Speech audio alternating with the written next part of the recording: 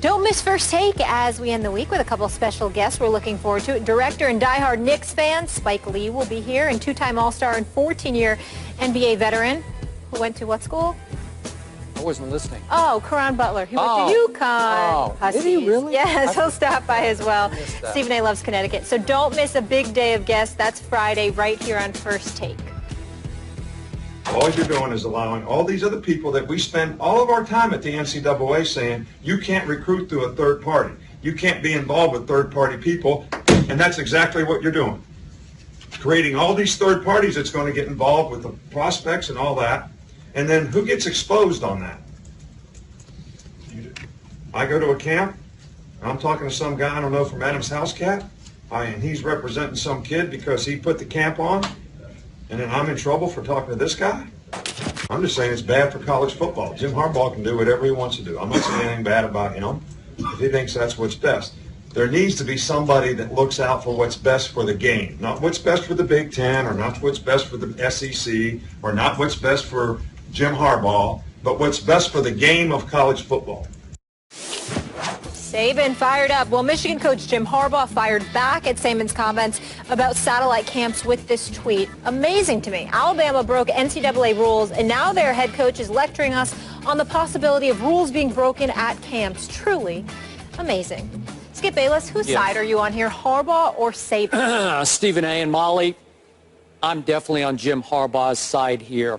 And I must tell you, Stephen A., I'm getting a great kick out of how Jim Harbaugh continues to get under the skin of the great Nick Saban, how he appears to be, dare I say, making Nick Saban a little nervous. And I'm loving it that a Big Ten coach has the audacity, as you would say, the unmitigated gall to stand up to an all-powerful SEC coach. Jim Harbaugh is coming. Nick Saban knows he is coming. I, for one, would not bet against Jim Harbaugh winning a national championship in the next couple or 3 years. I wouldn't bet against it. Now, I get Coach Saban's one big problem here. This is yet another avenue that could pave the way for a disreputable third party, an AAU-style rogue, as they call them, street agent, to start up a camp so that that quote-unquote street agent could get his hooks into a young high school player who had potential greatness about him. It's the whole AAU syndrome that has plagued college basketball. So Coach Saban is saying, well, why would we open that potential Pandora's box, as we just talked about? But in this case, a school can also start up its own satellite camp, the way Jim Harbaugh is starting up several satellite camps, and all of a sudden it's a legal way for a head coach, if he wants to spend the time and the effort to get to know a good player early on, to get close to him, to ingratiate himself with that player so that that player may be a little more inclined to go to Michigan instead of go to Alabama. The problem here for Coach Saban is, and a lot of other very successful head coaches, these camps are springing up in a month in which a lot of those coaches are gone fishing. This is their vacation time. I'm sure Coach Saban would love to be on vacation, fishing, or playing golf somewhere. But no, Coach Harbaugh is taking no vacations because he is trying to build something at Michigan, and now he has a legal way through a satellite camp to build it more quickly, to make more inroads against an Alabama or any big SEC power. I got to tell you, I love it.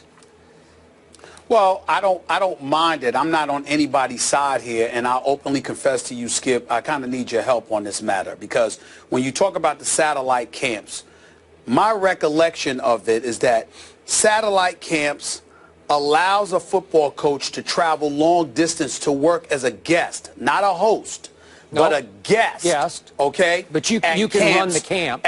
At camps hosted by other institutions. You can go and run the camp as a guest a particular day or whatever the case may be. You're not allowed to host it, right? You can be an instructor. You can teach drills and absolutely. And you know, any sort of, you don't do strategy, my understanding of technique. Yeah. That's my understanding of it. But here's where the trick comes in, okay? Usually, as it pertains to the SEC and the ACC, at least as of last year, if you were outside a 50-mile radius, you were prohibited from participating in it in certain conferences, like the ACC or the SEC. Correct. But that's not the case in the Big Ten. No. Well, now it's not. Yeah, now nationally, the NCAA first outlawed the camps and now is saying recently it's okay. It's okay. Yeah. So what I'm saying is originally Jim Harbaugh's zest to do this almost had an unfair advantage because if you can use such a phrase when it comes to the SEC, you know, he almost had an unfair advantage because his conference found it permissible, whereas the SEC did not. So Jim Harbaugh could come to a camp, let's say they talked about some high-powered high school program in Prattville, you know, Alabama or something like that, right? Yeah. He could go there, but Auburn and Alabama couldn't because it was 70 and 90 miles respectively away from that. Right. So that's an unfair advantage. But as long as the advantage is the same, then I have no issue with it, and then it does come across as Nick Saban crying sour grapes. Because as long as the rules are applicable evenly to everyone else, he should have no complaint. But if for some reason it's not, or for some reason this is yet another thing where you'd have to worry about violations coming down upon you by the NCAA because of their interpretation of what exactly is transpiring, then Nick Saban is making sense, because I didn't hear him complaining about Jim Harbaugh.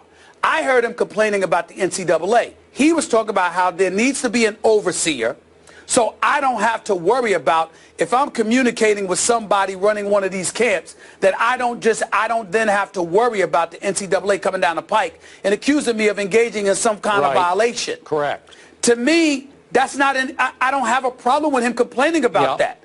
And to me, it's kind of lowball for Jim Harbaugh to get on Nick Saban about that if Nick Saban is complaining about the NCAA, because I don't hear him complaining about the satellite camp as it pertains to Jim Harbaugh. I hear him complaining about the satellite camp as it pertains to some action that the NCAA can, you know, subsequently exact against a particular coach or a particular program.